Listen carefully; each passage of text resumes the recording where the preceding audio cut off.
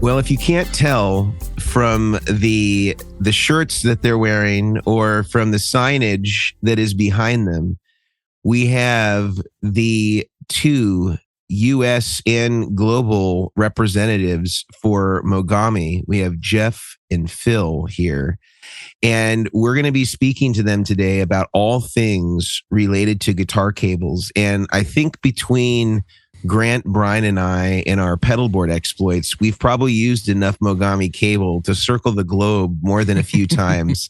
So we are happy to be able to have them on. And our understanding is this is the first time there has been any sort of public facing appearance by those behind Mogami. So we're happy to get them out there to the public, talk about guitar cables. And I think that this is going to be really interesting because and Jeff and Phil don't even know sort of the scope of the things that we're going to ask them. But one thing that I'd really like to have for the viewer and listener out there is an ability to maybe understand which particular Mogami cables as it relates to their rig builds and instrument leads are going to kind of make the most sense for them. There are obviously several different model numbers. They all mean different things. And so to get into some of the details around which ones are sort of ideal for what purposes, and then what really distinguishes Mogami from the field, and we can each talk about, from a building standpoint, why we picked these cables. And there are a myriad of reasons why I use them, and I'm sure that Grant and Brian equally have a lot of reasons as well. And maybe we can hear a little bit about the background, how they're manufactured, some of the things that maybe some of us don't know about that are sort of more behind the scenes. So welcome, Phil and Jeff. We're so happy to have you guys. Thank you. Great to be here. Likewise. Yeah. The Mogami Cable Company started in a small workshop in Tokyo in 1957, when its founder, Naoichi Hirabashi, began developing innovative cable manufacturing equipment. The business was moved to the countryside of Shiojiri City in Nagano, Japan in 1967, where it still resides today. The Mogami Factory was completely rebuilt in 2002 and now stands as a testament to technological ingenuity and innovation. All of the advanced automation processes, as well as production, installation, and software design, were developed in-house, making it an extremely energy-efficient and environmentally friendly company.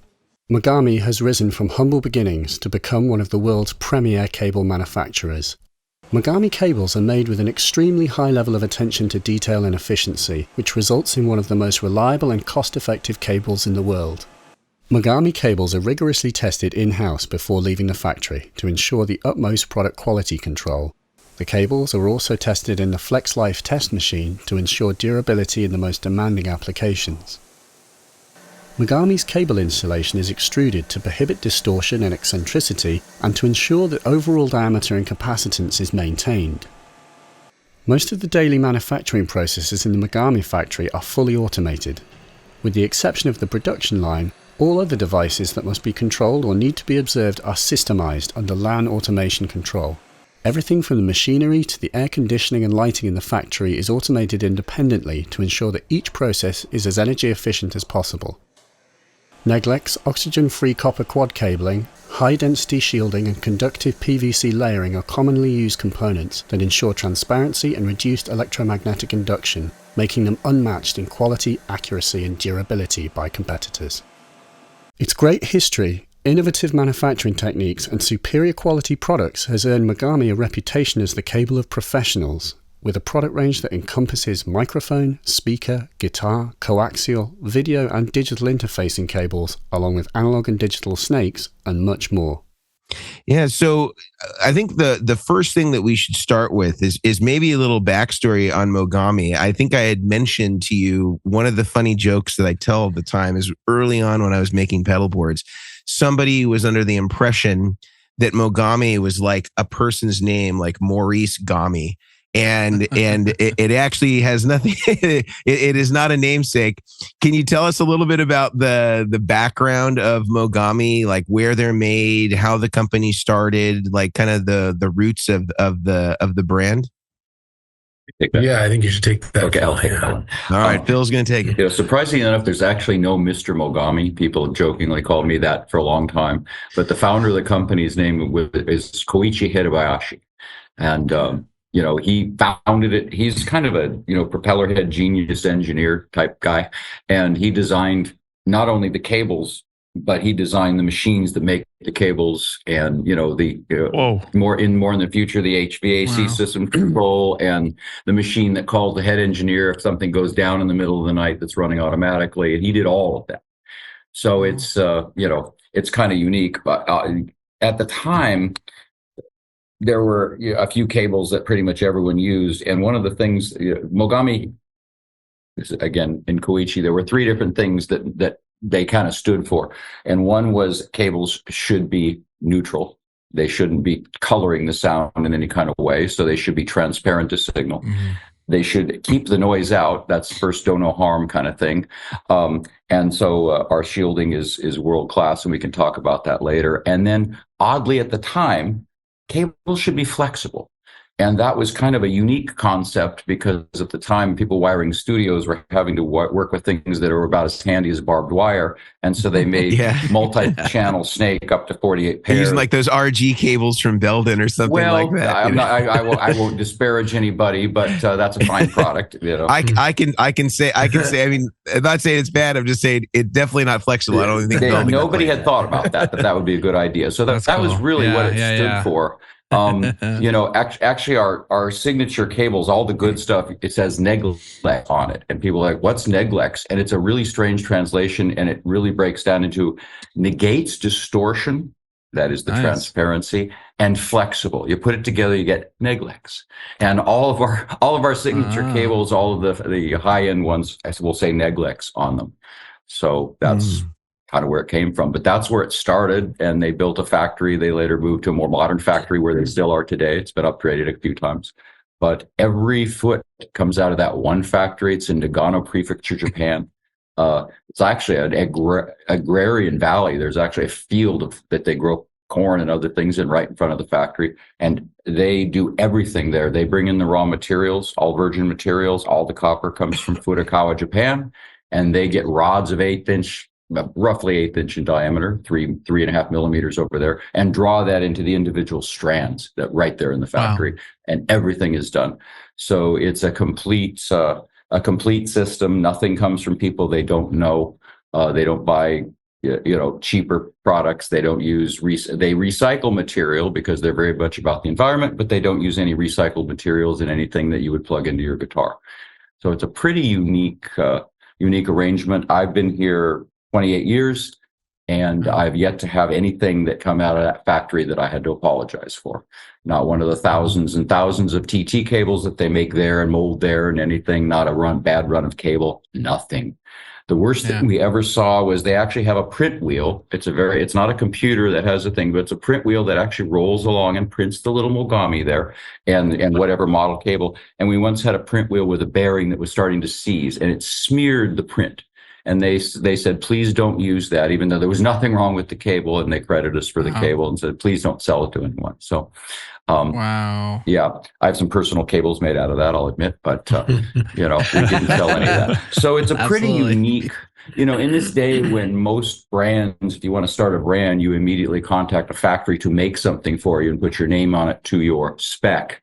They spec'd it, they designed it, they designed the machines, they designed the toolings, and then, of course, they make everything there. Very unique. Yeah. Wow. That's amazing. Very cool. Can I ask a question? I think our biggest issue today is we're all going to have so many questions to ask, and we're going to be trying to get to the front of the queue here. So Phil, you've been over to the factory. Yes. As someone myself, I only ever see the finished product. I see a spool of cable, and then I turn that into leads or pedal boards or whatever it is.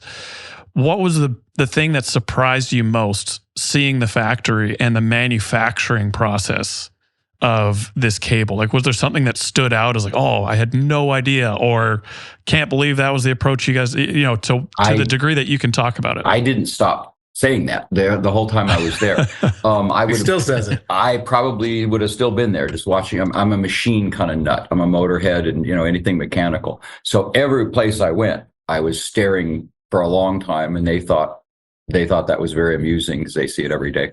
And I was in pain the whole time because one doesn't wear shoes there. And so they didn't have a size 14 slipper for me. And so I had something that was digging into the ball of my foot. And I was just, but despite tears in my eyes, I loved every second of it. I think probably the stranding, when they draw those things down, people don't think about, okay, there's these tiny little strands in here and there's tiny little strands there. And they make those. You draw it through the machine. It heats it up. It draws it down through a ferrule. It's heated and annealed. And then they put it in a huge basket. You'd think it would be some high-tech thing. Nope, they're massive wicker baskets. And that's where 1,000 feet of that strand goes. And then they draw it back through the same machine down from something very large to 40 gauge, just hair-like strands. And they do all that there. That probably impressed me more just because, and it shocked me because I thought, okay, this is some high-tech process. No, it goes in a wicker basket and then they take 40. I love it. Some of these cables, this one, this one, which is our stage cable, which is designed to do this 130,000 times, has 105 tiny strands in there, in each conductor. So they drew those all down from 1/8-inch copper rods, and that blew my mind. And then watching the braiding machines and the spiral shielding machines, and it looks like a miniature carnival ride as all the individual spigots go round and round and round. And it's much more like textiles than it is anything high tech. It's fascinating. But wow. That impressive. I have one question about that might be interesting to our viewers.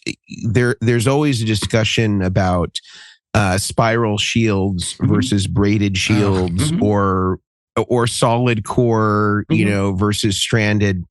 And I'm wondering if you can sort of shed some light on sort of the Mogami sort of perspective on that and why they chose to kind of go that way, as opposed to let's just say on the instrument cables. There may be some that are braided that I'm not aware of in different industries, but the ones, every Mogami cable I think I've ever used has always been a spiral shield.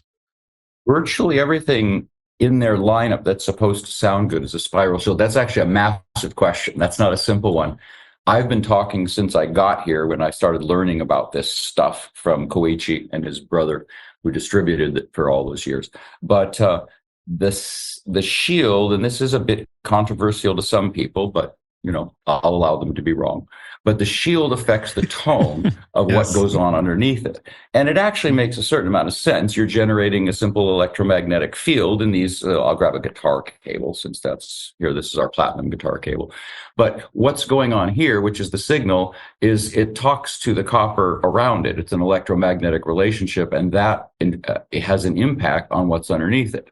So Mogami's philosophy is, this sounds better. It's also quite flexible.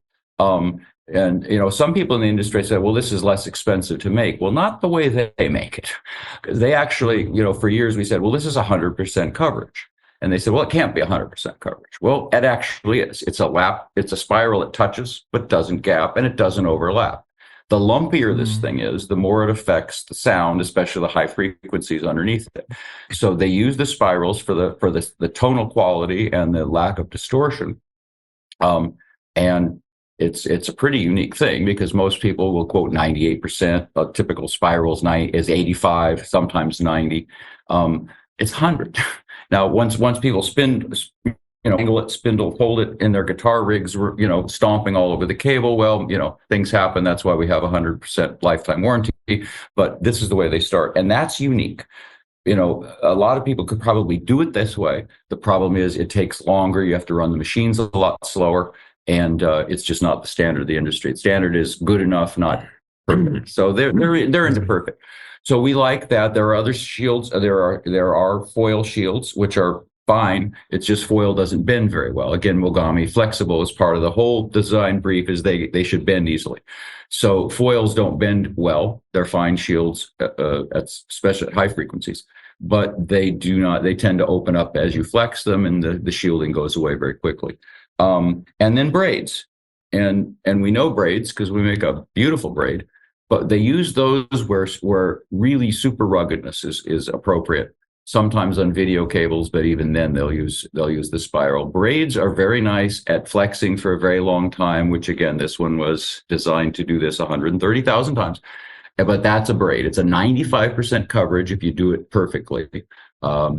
If you put, it's interesting because the math is on a braid is interesting. If you put two of these on top of each other, you get 98 because there's always some kind of a gap. So it can be beneficial at certain frequencies, high frequencies. That braid breaks up RF very nicely. However, it's not quite as good a coverage. And an interesting thing is in guitar cables, and we have a lot of those, you put a braid around this thing and it brightens up the top end every time. It has more of a bite to it. And while some people may like that, one of the things about our ears that's kind of fun is if we hear distortion, we interpret that as humans as more high frequencies. And so you add distortion of some nature, and I'm convinced the braid does that a little bit. Now, some people do prefer the bite of that, but Mogami doesn't feel it's as accurate actually as the spirals, at least the spirals that they make. You mentioned single core and stranding. And that's an interesting one as well. And that some of the same principles apply. There's nothing wrong with a solid core, at least a smaller one. As they get larger, you can get interesting eddy current distortion effects inside a large solid piece of copper, or even sometimes a large gauge bunch of stranded copper. You can actually get eddy currents that cause it to be it behave smaller gauge than it actually is. But solid core is fine, assuming it's reasonable gauge. But again, Mogami's principle, the neglex and all that is it should be flexible. And solid core sounds fine. It's a fine performing thing. It's just, it tends to break when you flex it like any other piece of metal. So unless it's extraordinarily tiny, and then you get into resistance issues, it's not the way they prefer to make a cable, but there's nothing wrong with the sound of it. Some people, I see a lot of cable companies talk about, current jumping across strands and all kinds of silliness. Electrons are kind of simple. They take the path of least resistance, which is generally to stay right where they are on the wire they are and not jump some interface that's higher resistance to another strand. So they think that's the best combination of their founding principles, which is flexible cable that has low distortion and is transparent. But different amounts of stranding oftentimes make it more flexible. The higher the stranding for a given gauge, the longer it will flex. And that's just the reality of it, which is why this thing has 105 strands and has that huge rating. Some of our cables have 12 strands, and they're ones I say, don't take this on stage and beat on it, but we have other things that are designed for that. But stranding is really about how long is it going to last, and it has really no downside. So that's the philosophy there. Did I miss anything? I don't think so. Wow. Jeff happens to be an expert on all things guitar, so he's gonna weigh in heavily in a few minutes, I'm sure. But I would say Phil has forgotten more than I'll ever know about this stuff, but not about guitar. Man, so he's a professional guitar player and has built his own pedal board, and he knows more about that world than I will ever know. So we're very good compliments there. I have a question for you then, Jeff. Yes, sir. In the pedalboard realm, so you guys, mainly, only using Mogami cable. I recently switched on our website. We had 2319, which is, for those listening, is a slightly thicker 5mm diameter. It has a sub shield, which I want to ask about in a second. And we also offered 2314, which is a little bit thinner, 4mm, no sub shield.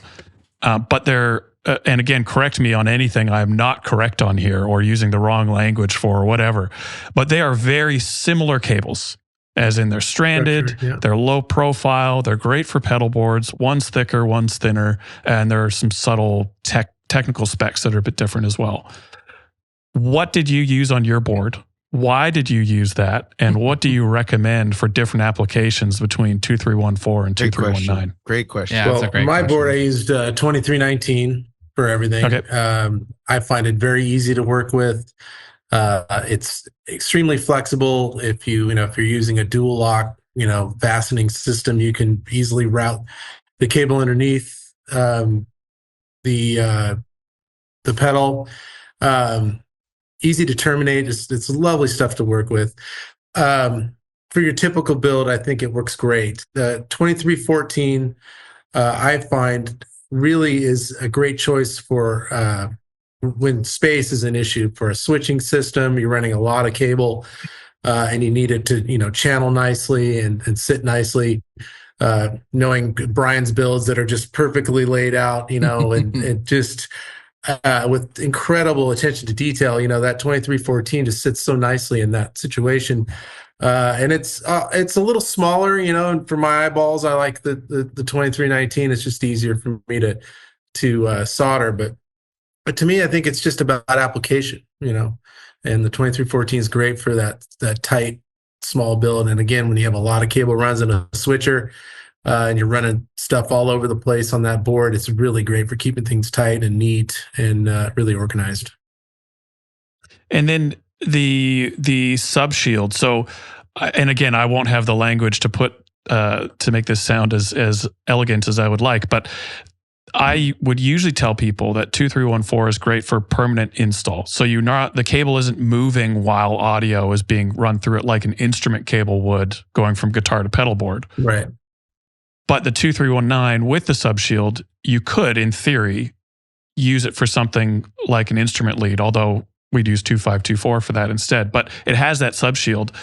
Can you more elegantly talk about why that sub shield exists?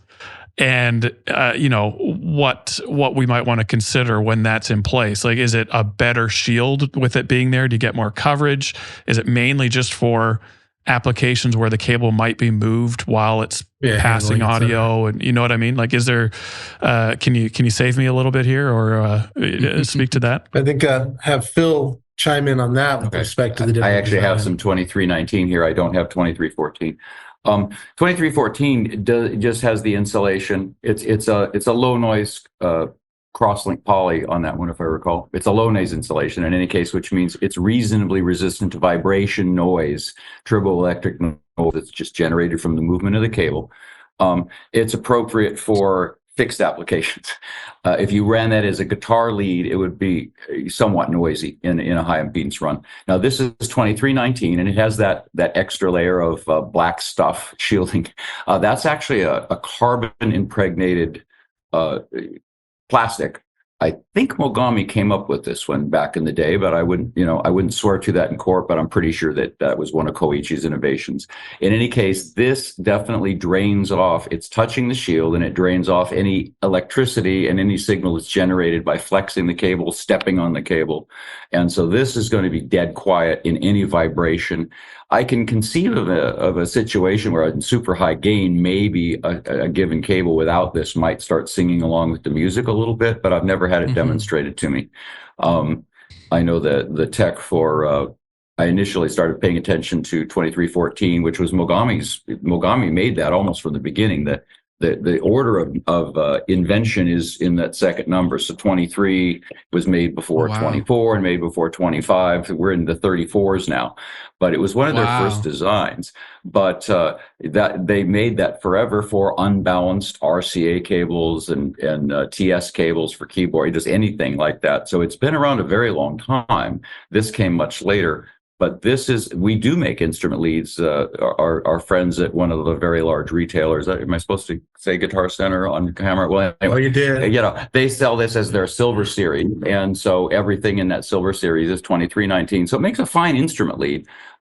As you go a little bit larger, you go more gauge. This is a 23 gauge. The 2314 is 26. So this has less resistance. So in the longer run, it's going to be better. But it's a 12 strand. We talked about stranding. So it's not, again, it won't have the flex life of the 2524, which I don't have here, but we can use this one. This is something. So the 2552? No, this is something else, but this is used in our Core Plus. So it's quite similar. We can talk about that later. That's another one that not a lot of people know about, and they should, because it's actually killer stuff. Great sounding stuff. This is model number actually 3382. 33. And that's a coax. This is a guitar cable. We use it in our Core Plus series. It's just one that people kind of overlook a lot, but it's actually their newest design of any of these things that we have to sell. But the conductive plastic, so this is a 12 strand, again, like 2319. Our gold series, which is the 2524, that one, that's 50. So that's going to handle a lot more flexing. It's a 20 gauge 50 strand, and that's actually the same stranding that goes all the way up, even through our Platinum and Overdrive series. We use that exact same core, surprisingly, even in our super cables. So the additional stranding doesn't have anything to do with fidelity. It does have an awful lot to do with lasting in a stage environment, that's for sure, or a handling environment. Very nice. Can you just really quickly, Phil, just kind of tell us maybe some of the key distinctions between like a 25, 24, and then what was the model number you were holding up? Is it 3382? 3382. 3382. Yeah, I can see that. Yeah. So what would be sort of like some of the core differences we would notice as a player, or maybe Jeff can give us the player perspective, how that might differentiate from the 25, 24. So for me, a 25, 24 is our neutral cable. You sound like you sound. It's consistent. It's very durable stuff, like roadie proof, as Phil likes to say, for some of that stuff. And that it's just, it's a great sounding cable. It's going to get you through every gig, every session. Lovely stuff. Now the new Core Plus, I think, sounds similar. And in some cases, and so, maybe this is a matter of opinion, I think it sounds a little bit better, a little bit, there's just a little bit more clarity for me in that cable. We do make our Core Plus line out of that, which is kind of our entry level. It's an entry level cable for somebody who wants a premium cable. It's still a great cable. It's gonna be reliable, and it's gonna sound great. But for me, I always go back to when I do make my own guitar cables at home for fun, and just to get my chops up and soldering chops, and not as good as the folks that are in the warehouse behind us here. But I love the 25-24. It works great. Interesting. You talked about the black layer there, and Phil mentioned earlier our warranty processes and stuff. And our warranty is the best in the biz, I will say, and our stuff is so good. I personally handle the warranty process for the whole company. So I can do it in 15 minutes a week. It's really not much of an issue because the stuff is built so well. And but oftentimes we'll get a call and somebody will have made a cable and we'll talk, hey, it doesn't sound right. I'm not getting a good signal, and they've forgotten to remove this layer. And you cut through that. We've been there. Yeah. And 1,000 times. Yeah, right. We all go through that. Sure. The first time I made one, I didn't know that I was supposed to do that. And, it makes a difference in that and how it sounds. Why is it so dark? Yeah, right. It doesn't have no tone. I'll get a call from somebody saying, gee, I bought some Mogami and some connectors, and I've never done this before, but I'm really disappointed. I thought the Mogami was going to be this, and it's dull, and I can hear a crackly sound in the background, and there's hardly any signal. It's like, oh, I already know the problem. So, Mogami even puts that in their tech book, which is, available on our website. On our site too. Yeah. Kind of handy. But, if a lot of newbies don't know that. And so they will. I even had somebody that bought a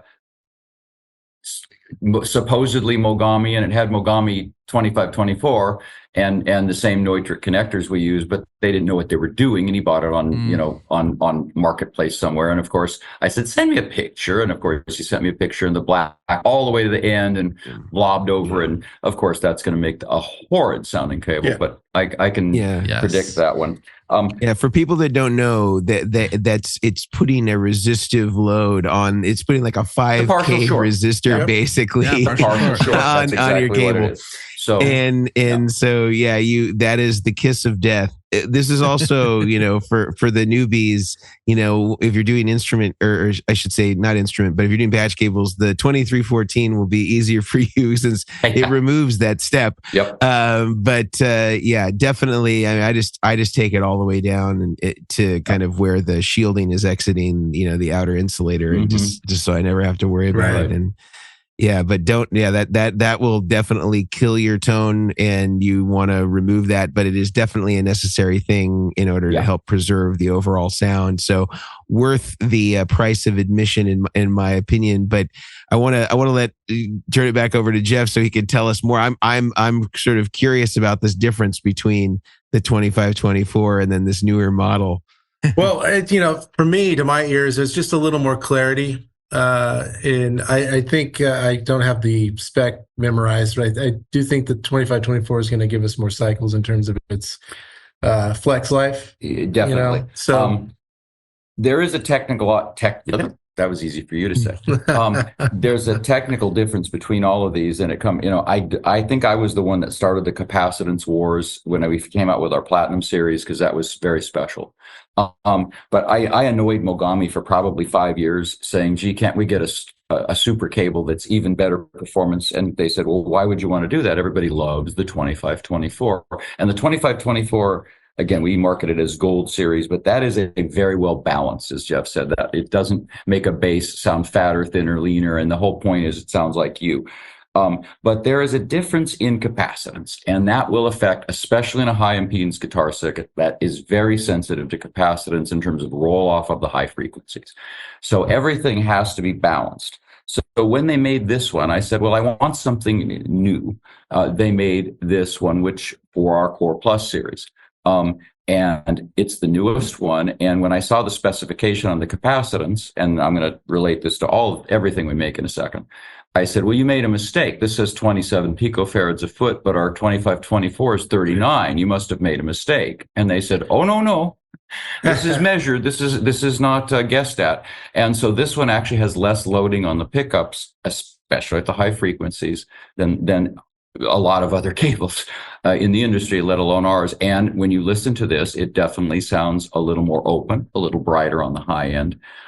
It's still nicely balanced, but it definitely has a slightly more open kind of a top end because of that capacitive load. The 2314, because it's smaller, because the shield is closer to that center conductor, it's going to have more capacitance. So in a long run cable, it would roll off the top. Now in a 6-inch pedal cable, no, we're talking about very subtle differences. I mean, it can be heard, but you can hear the solder and the connectors we use more than the differences in that 6-inch cable. But our Platinum series, which is over here somewhere, here it is. This little guy, which is it's 8 millimeters in diameter, same shielding, of course, conductive plastic. This is a foam dielectric, and it's larger and farther from the center core. This is about 20 picofarads-ish, plus or Can minus that be bought in bulk, or is that only in the context of the don't sell this one in bulk. I mean, if I know that it's going someplace where it won't end up on eBay as a Mogami equivalent. But this one we keep close to the vest. I mean, when the folks, it must be a pain just to find a connector that works, because I think I had to, and by the way, I should say this, any repair I've ever done to a Mogami cable, it's never been the cable. It's always been the connector, right? So it's like stuff that has nothing to do with the cable quality. Broken it's like jack. somebody can step on a jack or a plug and wreck it, and it has nothing to do with the quality of what it is. And I remember like scratching my head, being like, what am I going to use for this thing? Because the diameter is so large.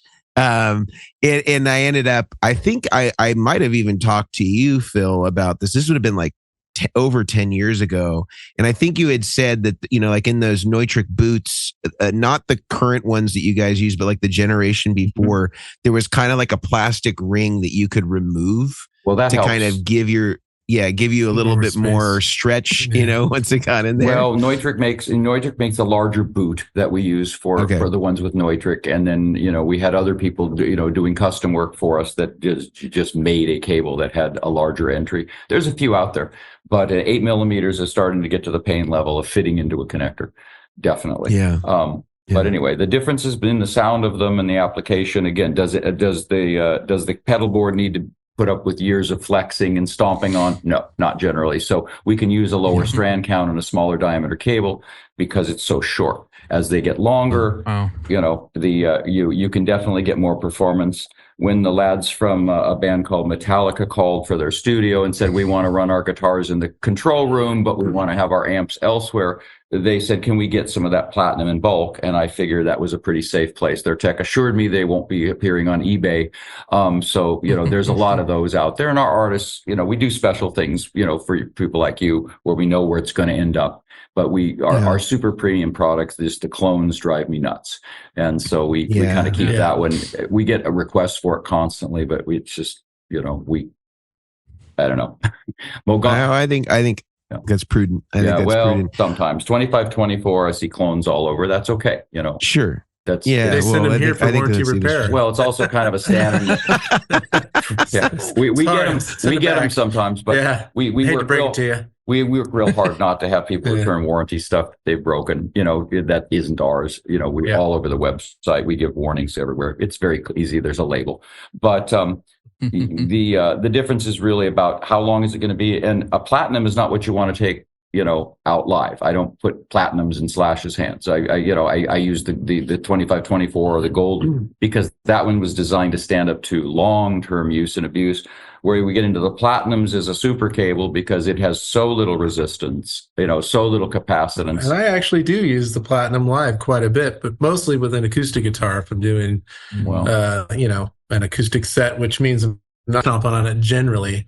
But I do use the platinums live, even though there's some risk there, I suppose. Well, if you're careful, but I'm very careful. They don't like to be twisted. Spiral shields do not like to be twisted, and the larger the diameter, the more it likely is to either lump you see a lumpy looking thing. That means somebody did this, It's not a garden hose. I was just going to ask you. Yeah, what is the feeling that you get in your gut when you see someone wrapping and pulling a cable around their elbow? Can you? And then doing like an infinity tie. I call that one cable death. And I've taught it to thousands of people, the over-under wrap. And we're I think the only people who don't have a video about it, but we're hoping to fix that soon. But it's even the folding it in half and tying it in a knot is less damaging because there's less twisting being generated than this. This is just the worst thing you can do to any cable, anybody's cable. So platinums, I've had people go, usually it's bass players or acoustic guys who are playing those. Not as much the guitar guys, but some of the guitar guys, because it is so dynamic and so fiercely detailed. So the bass guys, who are the foundation of the whole, all the tone of what's going on, love it and love the dynamics. And the acoustic guys. Yeah, it's incredibly dynamic. It's just beautiful sounding. And it, because it's a handle with care situation, an acoustic gig is a perfect place for that. Bass players too, depending on the player, Flea probably, would stomp all over it. But, if you're aware of the cable, and you're taking great care with it. I've had some they've been lasting me for years. Well, so I went to Mogami at some point and I said, well, we love our platinum. Everybody loves the tone, taking nothing away from, the 2524, the gold. But can you make me a more rugged platinum? Because we're getting too many people who are damaging them, And so they made me this. And they sent it and said, this is that new one you were asking about. And they actually, it's a fascinating structure. I haven't seen anything like it in the industry. We ended up calling it the overdrive because I thought this is the solution to the guitar player who's playing live and wants the platinum tonality, but doesn't, it's a little more forgiving. It's more flexible. So this is actually a spiral where they opened it up just enough, so slightly less shield coverage. But remember, we have that conductive plastic under it, which is a shield layer. But they actually counterwound cotton fibers so that mechanically it's a braid, but sonically it's a spiral. Yeah, so the overdrive is pretty cool. Now, I always tell people about shields, and I say, well, I jokingly said they have a right to be wrong, but this sounds different than this. Absolutely. It has the exact same stranding. Actually, it's that 50 strand from the gold. It has the exact same insulation, the diameter, all the specifications are 100% the same. This one sounds slightly different, slightly leaner in the bottom end, a little crispier on top, and the only difference is the shield. So anybody who says shields don't matter, well, sorry. We know whereof we speak. So this is the overdrive, and this is for that guy that's he's not brutal with it, but they're some care, but what it does for the dynamics and top end is pretty. It's very revealing in the way this is revealing. Maybe not quite as accurate, but pretty awesome sounding and more forgiving. So, but these are both 20 picofarads, so you can play them 40, 50 feet long. No issue. Mana went out for I think 2 years with platinums 40 feet long on stage, and their tour manager hugged me and said, "Man, we didn't lose a single one." So they take care of their stuff. The golds, those are who I put. That's my journeyman's cable. It's like if you gig a lot, get the gold. It'll take good care of you. It'll be nicely balanced. It'll be dead quiet, which is people love our stuff for that. The pedalboard folks always say, gee, I changed all my pedal rigs and it got so much quieter. That was fun. So, but those are going to be 2319 is about 42 picofarads, 23, 25, 24 is about 39. So different gauges, different stranding for different applications, but they're all designed to be as transparent as they possibly can within their category. I've got so many questions. You look very comfortable, by the way, Grant. I'm just sitting back enjoying. I mean, you're speaking my love language here. We're doing picofarads and stranding. At one point, you said impregnate. I mean, there's all sorts of things going on here. Before we keep going, though, before we keep going, I'm going to stop for a quick ad break here and tell the listeners and you guys as well, who makes the show possible. And so firstly, I want to start out with the Guitar Sanctuary in McKinney, Texas. And the Guitar Sanctuary sells Mogami cable, and you can get your instrument leads there, and you can check them out in person. You can feel this flexible cable for yourself at the Guitar Sanctuary and get some gold cables from them as well. If you are not in McKinney, Texas, like myself, you can visit them online or give them a text. And so go to their website to do any and all of the above. The gear that we talk about on this show is sold at the Guitar Sanctuary and theguitarsanctuary.com. So check them out. I also want to tell you guys about Neural DSP, another product you need great cables to use. And so Neural DSP has the Quad Cortex as a piece of hardware, the Nano Cortex, and they actually just released some new firmware for the Nano Cortex. I believe it's 2.0. 2.0, yeah. And so there's a bunch of new features, new things you can do with the blocks, new things that you need to try out. And so they're just making it more flexible, more user-friendly. And as well as the hardware, the Nano and the Quad, they also have a whole suite of plugins. And if you like saving money, you can save money on their plugins using the code Chairmen, CHAIRMEN, and you will get 30% off or 70% away from free, as we like to say on the show, for any plugin that is 90 days or older at neuraldsp.com. These are studio grade, top of the line plugins, and you're going to sound better with them. So check them out, neuraldsp.com. Use the code Chairman on any plugin 90 days or older. Lastly, BTPA. This is where we get Mogami cable from. Besttronics. We talked to Brad. He hooks us up with the connectors that we need, the cable that we need in spools, and any other part for your pedal board that you need to finish it off. DC connectors, D sockets, locking jacks, USB sockets, anything like that. They do some custom pedal train panels for inputs and outputs for your pedal boards, snakes, all sorts of things at btpa.com. So ask for Brad. Tell them the Chairman sent you. And again, if you like saving money, use the code DACHAIRS, DACHAIRS, for 10% off your order at btpa.com. Now, that's it for the sponsors that I'm very grateful for that make this podcast possible.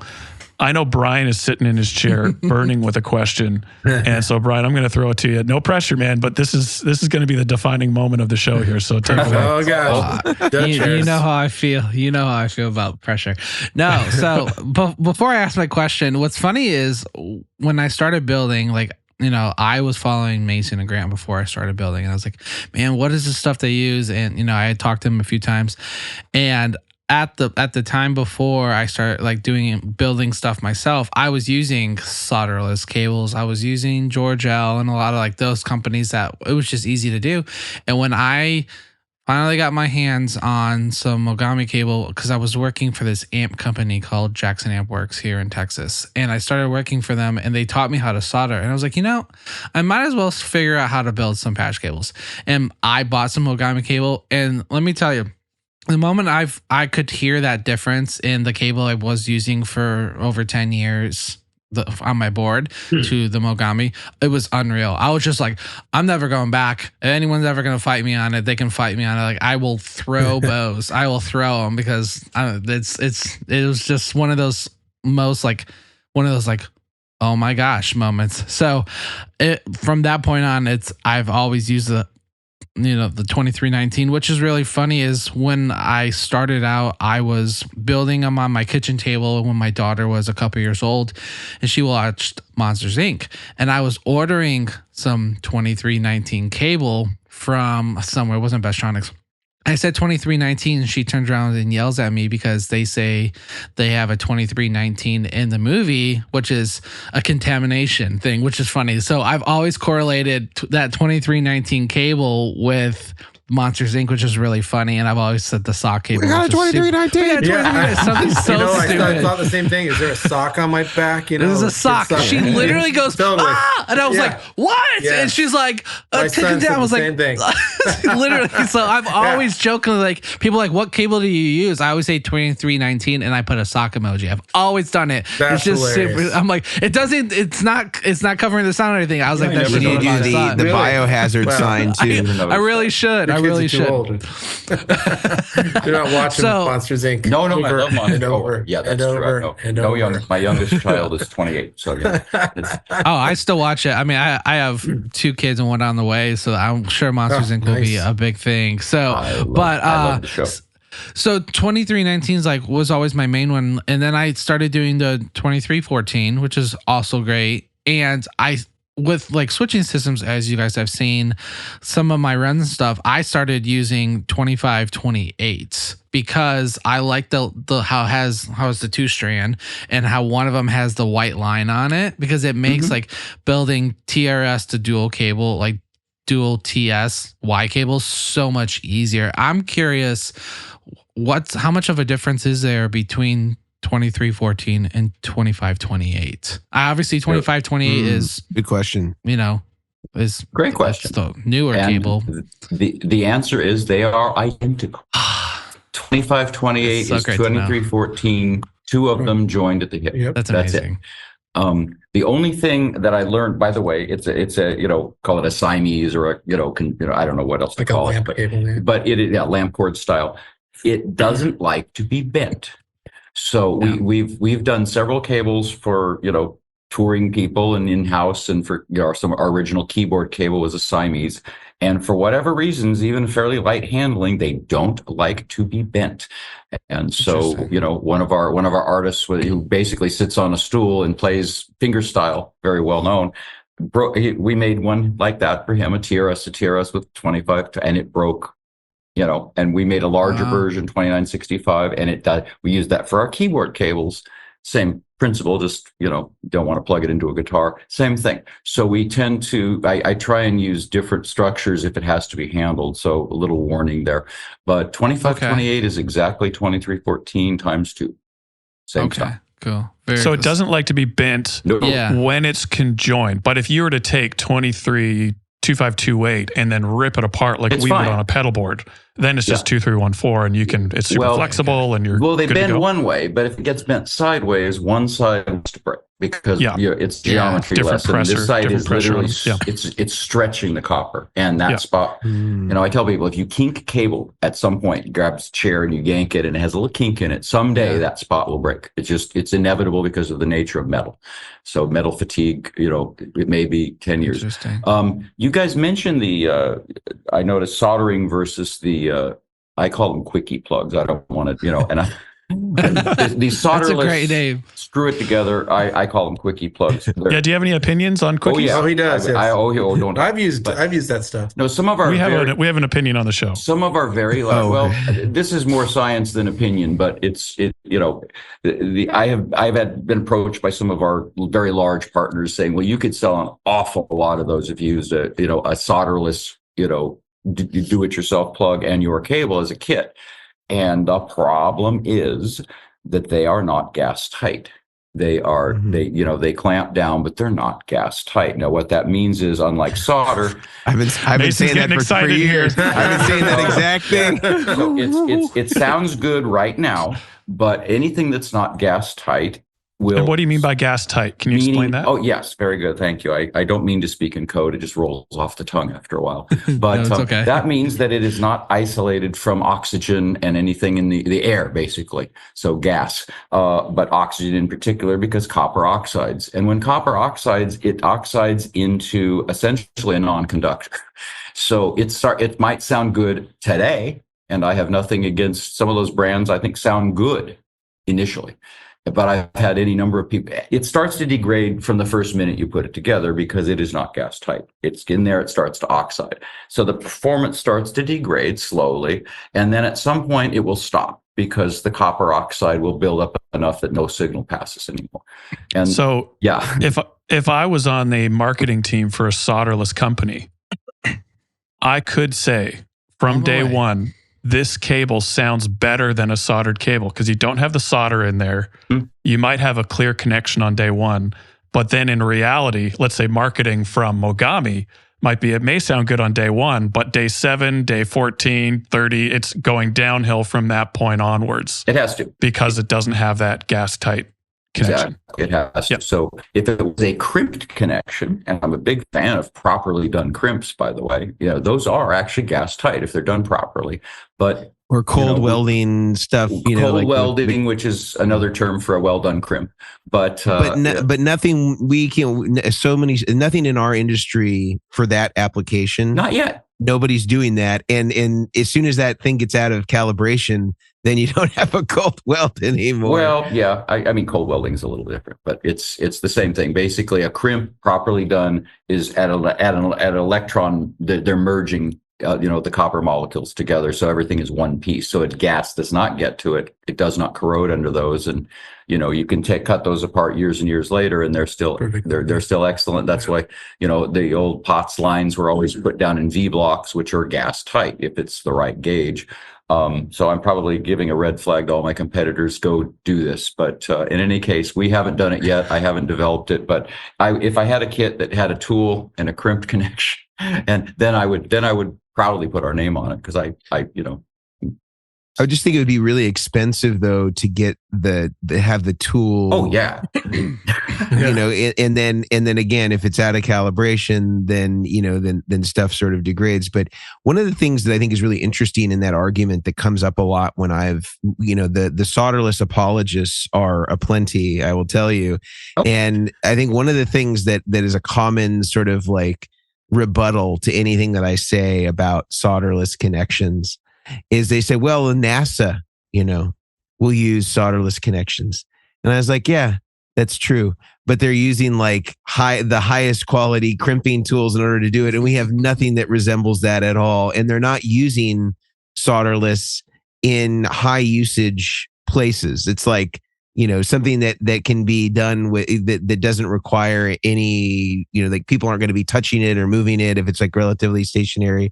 And so it's not like a one-to-one comparison to say, well, George L is doing it. And this is me saying it, not you guys. George L is doing solderless and NASA's doing solderless. So George L's like the NASA of solderless cables, and like that's like the type of thing that they try to create like a corollary. The lack of solder does not mean it's a good connection.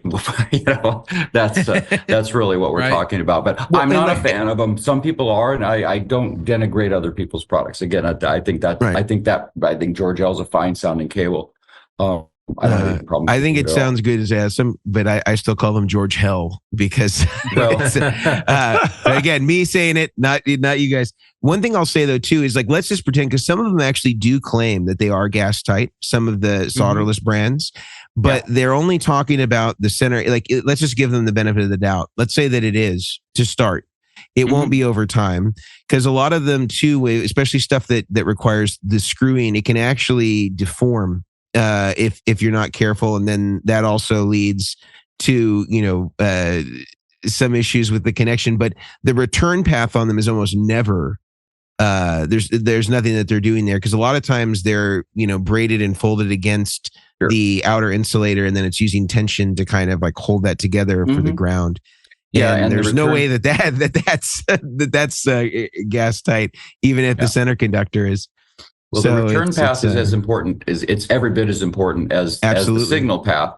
And if you don't, one of the things I found out once we started making super cables, the platinums and whatever, and some of our other analog cables for the audiophile world and whatever unrelated to guitar, is that if the ground plane on the really, really transparent ones is not really well grounded, you can hear it, and it'll make the cable sound harsh every time.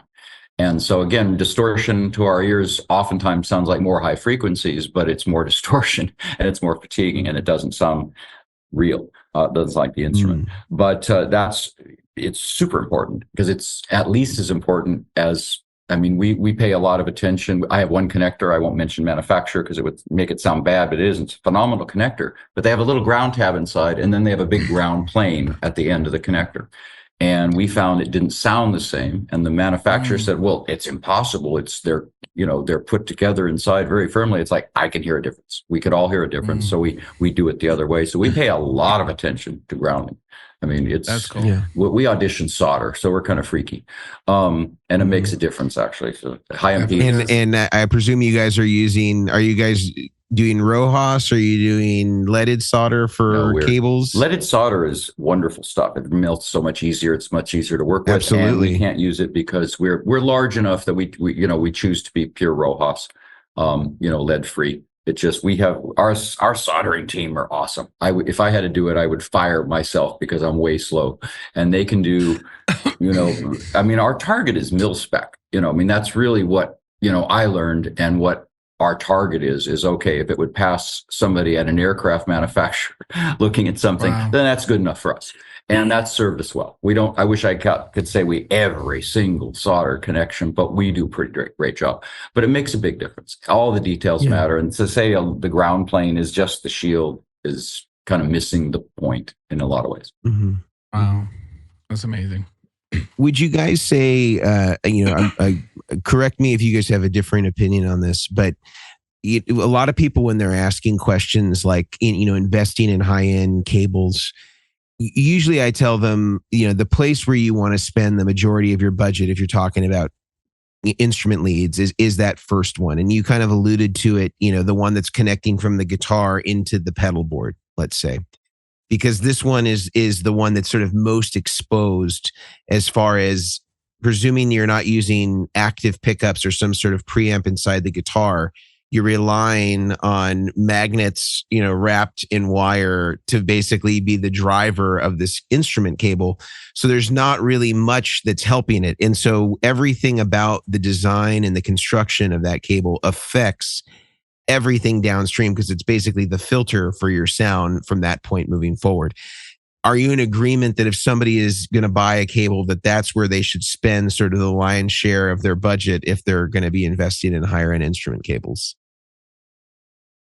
Yes, absolutely. Yeah, Phil has a catchphrase: "Go ahead, spoil your guitar." And I've seen this. I've seen people spend loads of money on a vintage instrument and not even consider the cable. And not even understand how vital that is. And you're absolutely right. I mean, that is the first thing you should think about, and the most exposed. And I see that a lot.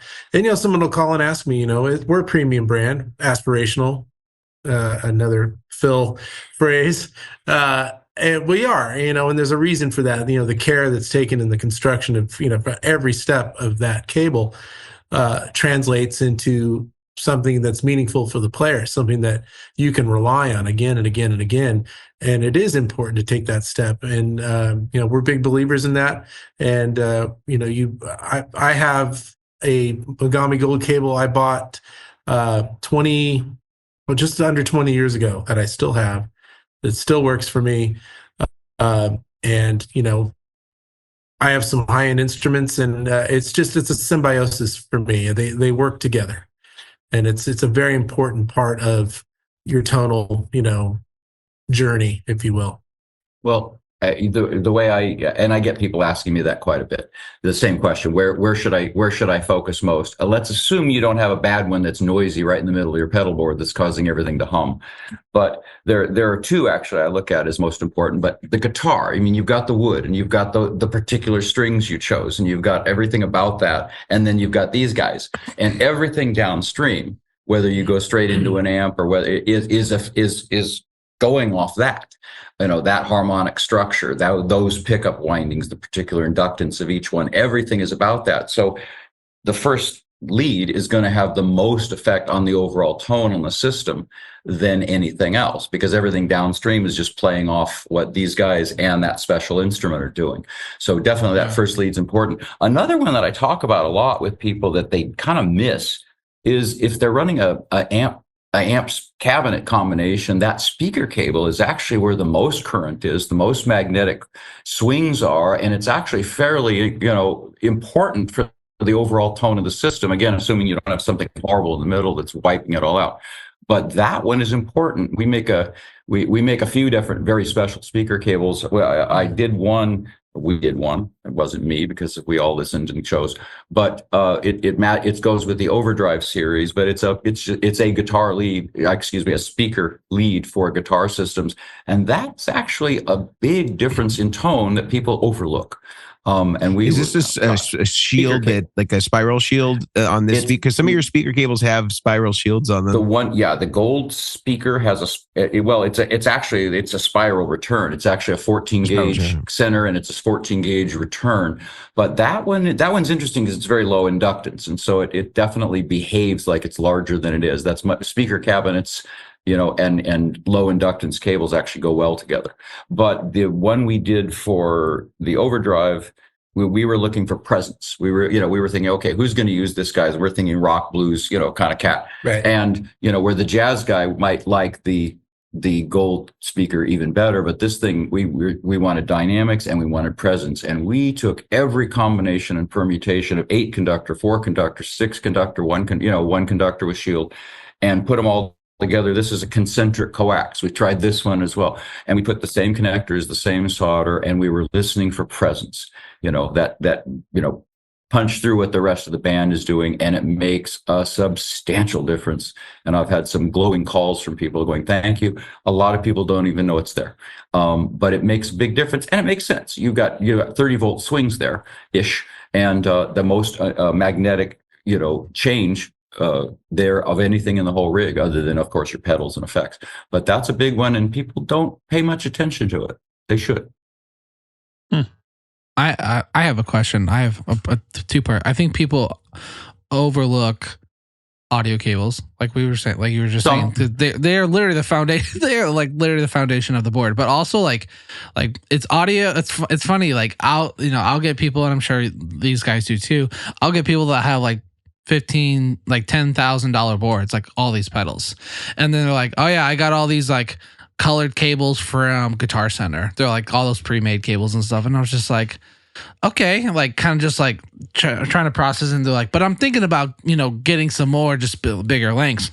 Okay, have you thought about custom or higher end cables? Oh no, I don't want to spend the money on that. And I'm like, it's a like those like you have like. Like you have like one pedal that's like, it's like say like an H90, it's what, a $900 pedal or $800 pedal, and I was like, and you're running like $10 patch cables on it. It doesn't make sense. But like audio and like power, those are like the most, I feel like, overlooked thing. People are just like, oh yeah, I bought something off Amazon, it was $100, and I'm like, you don't understand how many things were just wrong in that sentence.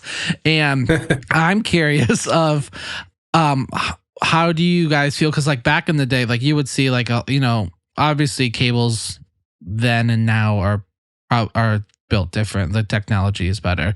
How would you say like you get like the Bob Bradshaws and them who like how they ran audio cable, the stuff where you hear like, oh, keeping audio and power cables separate, how to run them, don't run them parallel, cross them at a 45. Like nowadays, like I've as you can see, a lot of my boards and stuff, I don't have a lot of space, so sometimes I do run some cables in parallel. I've never had an issue with noise of power with Mogami. Do you guys? I'm assuming that's in your design to avoid. DC. I think it's only AC. It's only AC. I keep it away, of course. Like DC, like I had one guy, like he was just like, it was a beautiful run. And funny thing is this is a side note I want to say earlier on the 2528. Why I love that it's together and then you can like pull it apart. On my really long runs, I keep it together all the way. And that's how I get as nice of a channel I do. And then when it needs to split off, that's when I pull it apart. And I had a really nice cable run, and then I had a really nice power cable run because I make all of my power cable runs too. And someone was like, so says I'm like, all I see is noise with those running at parallel or something. And I was like, you'd be really surprised because first of all, it's DC. You're not going to have as much noise. But I was like, but I've just never had issues. I had more issues with DC runs and solderless cables of other companies and stuff. So I'm curious, do you guys ever have issues, or where you're like, don't do that, don't run them together? Because DC is so minimal. Like it's just the amount of people that say stuff. I'm just like, it's not that big of a difference. A lot of people say stuff. A lot of people say stuff. Yeah, sometimes. I mean, there's an opinionated. There's a lot of people that say things that they don't have a lot of depth of knowledge, but they heard it somewhere, and that's. Yeah. But DC does not induce. We're talking about induction. We're talking about a power cable running power. There we go again. A power cable running parallel to a signal cable on AC. At that 60 cycle, or if you're anywhere else, that 50 cycle can literally go right through a shield. The lower the frequency is, the less copper. Remember, copper is transparent to magnetism. You put a magnet on one side of a thin sheet of copper, it goes right through it. So lower frequency noise goes right through shields, which is kind of interesting. But at least copper shields. But when you have DC, there's no induction. That's physics 101. So a lot of times the noise coming from poor shielding isn't coming from those DC power cables. It's coming from somewhere else, because there's a lot of stuff that can get, there's, these days with the internet of everything, cell phones in every pocket, just, in the old days of high current lighting, there's a lot of places you can get hum. But once you have AC or AC, especially with a switching power supply, that is a nasty little device for noise. And those things but DC itself does not induce any signal whatsoever. So, that's. Yeah, there's no issue with parallel. No issue with parallel run. So you are 100% on the money. Cool. Yeah. Because you get people, they're like, well, they always said, don't do this. I'm like, that was like 20, 30 years ago. Do you like the amount of I don't know what the cable quality and stuff was back in the day, and the legendary builders that have built with these methods over the years, it makes sense. But yeah, it's always that argument. I'm like, someone's like, oh, don't ever do it. I'm like, well, don't do it with AC. Like, that's a whole different thing. Like, that's that's what I love about some of these power supplies. Like, they're so well made now. But yeah, it's that kind of argument. It's just that little stuff. It's those little things. They're like, well, I heard this one YouTuber said don't do it. I'm like, yeah, that's true. You could not, but I was like, I mean, I've been doing this since 2010, and I've had very minimal issues. You shouldn't get any. And again, there shouldn't be any. If you get any, it's because the little wall work is throwing something out that's being picked up. I talk to people a lot about that, because a lot of people do permanent installations with our cable, of course, and the AC power coupling or induction is an inverse square of the distance thing. So if it's an inch away, when it's 2 inches away, it's 1/4 as much energy, and a foot away it's an inverse square. But if depending on the current, distance matters. And also that 90-degree thing is because, again, physics 101, which is as far as I went in physics, by the way, but it was a long time ago. There is zero induction at 90 degrees for AC, zero. So if they have to touch them this way, but otherwise separate them. I had a studio that was, in the valley, San Fernando Valley where I live, and they literally had those 20,000 volt power lines right outside the house, which was where their home studio. They had to reorient the console because there was so much radiated field coming from that very high voltage line right outside the window to get the hum out of it. So it can be a big deal. Depends on how much current is being sent. Again, this has nothing to do with guitar rigs, so sorry for the aside. It's a big deal in AC, not in DC. Yeah, so speaking of AC, I don't do them as much anymore just because they're really tedious, but I see other guys that will build audio looms, like cable looms of instruments, leads and stuff, and they'll throw the AC, a really thick AC cable in there. Mm-hmm. What do you say? What do you say to that? Like I have people like ask. I had built one. I built two for one client. They were 75 feet long. It had 4 instrument leads to do like an effects loop. A lot of it was unnecessary, but this is what he wanted. Like a 4-cable method sort of thing. It's a 4-cable method. Yeah. A lot of that stuff could have been ran because he wasn't stepping on the stuff. But I did 2 of them, and first of all, it took me forever to do it.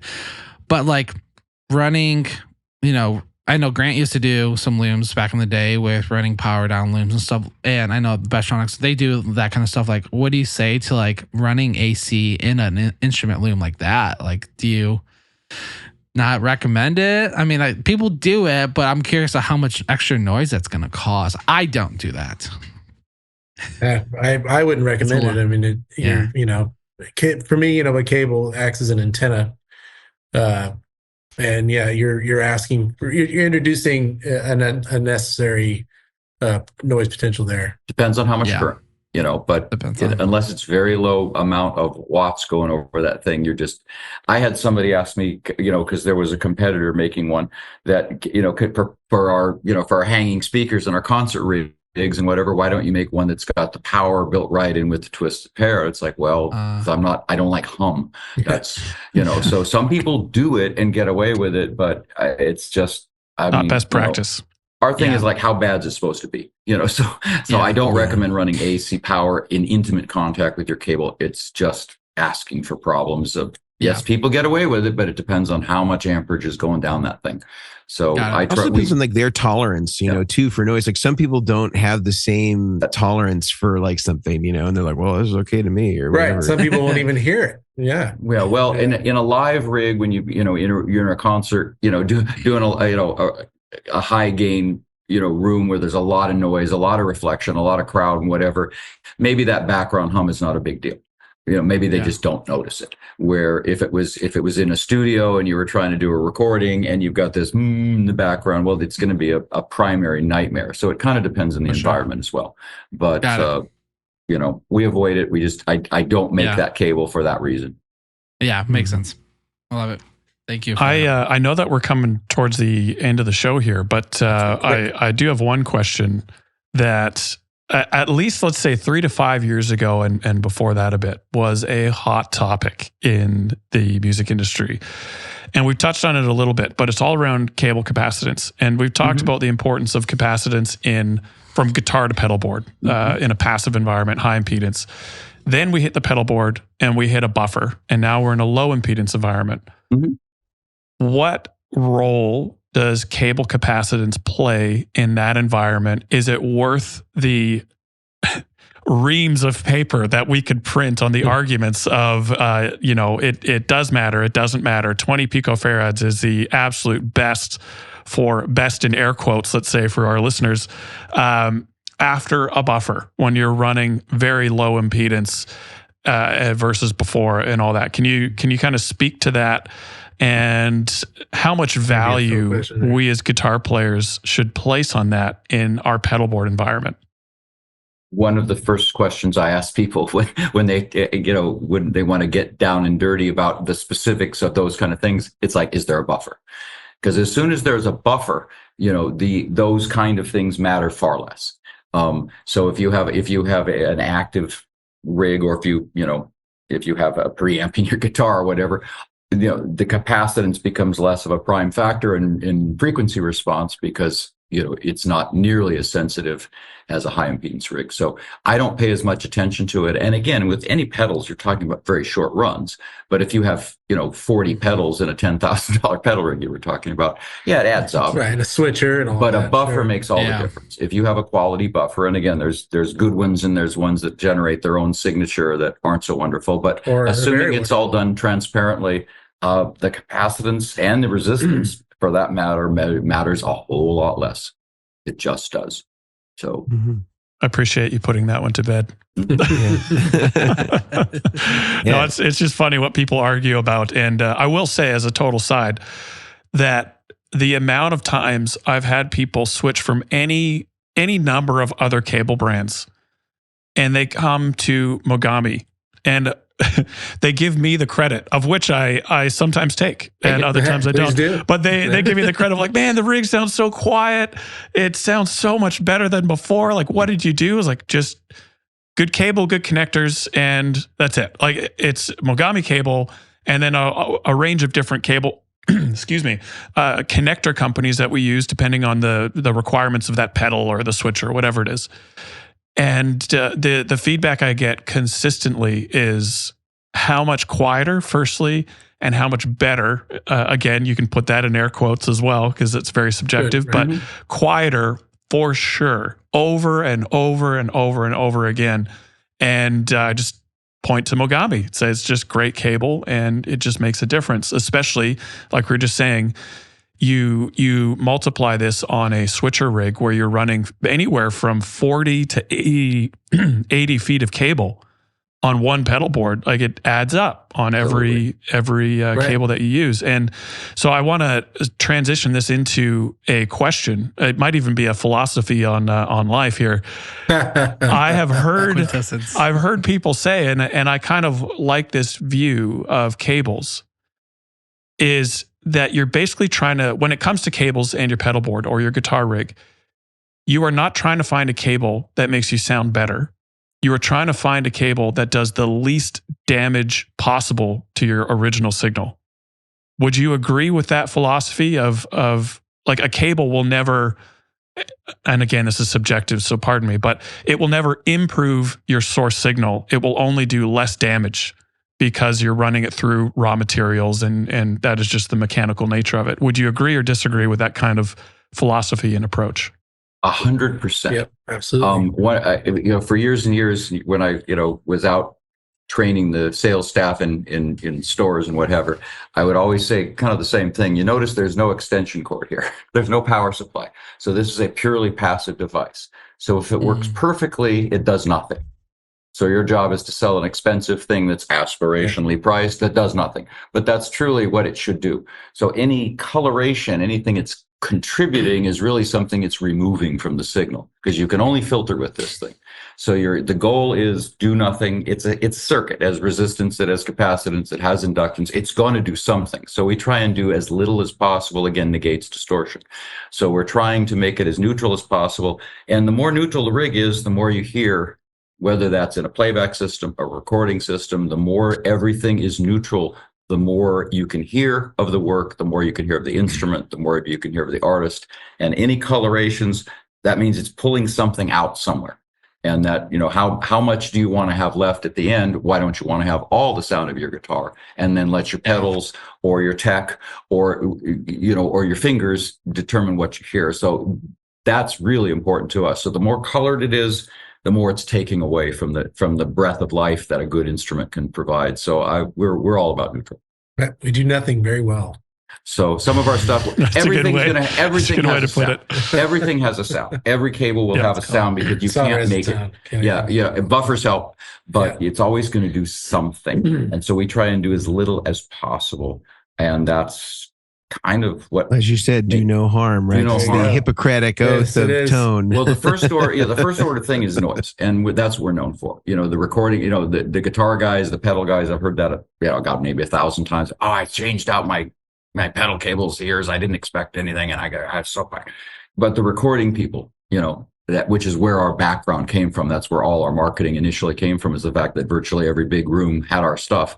But I mean, the classical people, I never forgot this when somebody said, we can hear the reverb tails off the room better when we switch to your stuff. But that's really about quality shielding, again, designing it to do as little as possible and be as transparent, but keep the noise out. And that's true in a pedal rig. It's true in a microphone cable. It's true in really everything. But with the guitar leads, if somebody has a colored sounding cable, and there's been some famously ones that were nothing close that were very popular. And my view is, if you like it, it's good.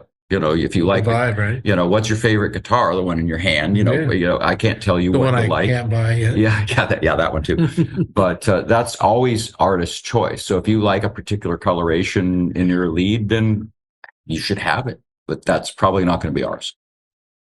So you guys aren't making coily cables anytime soon?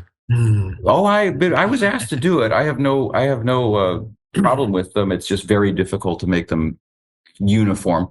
Part of what makes us, kind of unique is that you can buy one from 20 years ago and it sounds exactly like the one you buy today in terms of the same model. But with coily cables, they move whatever. Yeah, Hendrix played a coily cable. I don't have no problem with them. The Mogami just doesn't specialize in that. And they really aren't comfortable with the fact that as it's coiling and uncoiling, it's changing the electrical characteristics. It's just not their bag, but they're cool. Yeah. This actually brings up a question that no one will care about except for me, Mason, and Brian.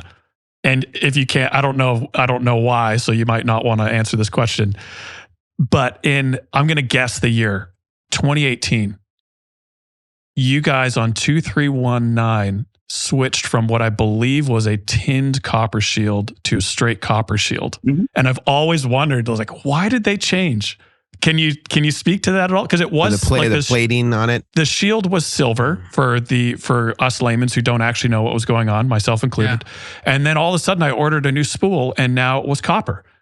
And the price didn't change. As far as I know, the specs were the same, although I have to admit I didn't check that closely.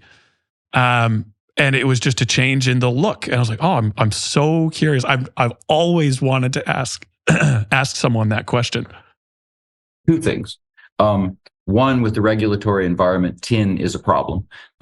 Tinned anything is a problem. But number two, I like bare copper. I like the sound of it. I do too. Mogami is big in not having bimetals. When I see a lot of stuff that says, we put silver over copper or, something like that, which work great for RF cables, but they just aren't into the sonic effects of bimetals. And so I said, well, can we make that one with bare copper as well? And they did it. Really, because I asked them to, but I think it helps us also in the regulatory thing because tin is one of those metals of concern, and it's mined in places that use slave labor and all. So it's a whole deal when you get into conflict minerals, which came when they reformed Wall Street. Buried in that was conflict minerals legislation, and so tin is problematic there too. We have tin shields, and so tinned copper shields and our snake cable and things like that, and even that is interesting. But two reasons: I just thought it would sound a little bit better, and so I asked them to make that change. Awesome. I'm glad that I could ask that question. Yep. Again, sorry for the thousands of you listening right now who didn't care about that, but I was thinking about this. I was thinking about it. Yeah. I thought about that, Grant. So yeah, I'm glad you asked. I have one last question. And Brian, if you have a last question, we can get it in there before we complete today. But the last question I have for you is, was there and I think I know the answer, so I'm not trying to lead the witness here, but was there an example of an individual who you think really cemented sort of Mogami in the sort of guitar arena? Like, was it Robert Bradshaw as kind of the guy that led the charge as far as like guitar players and, certainly pedalboard builders using this as kind of the standard? Because I would say in the pedalboard world, it pretty much is the industry standard, whether you're talking about Grant, Brian, me, Dave Friedman, LA Sound Design, Exact Tone. I mean, pretty much any American builder. I know that not all the European guys use it, right, but it may just be a consequence of where they are geographically.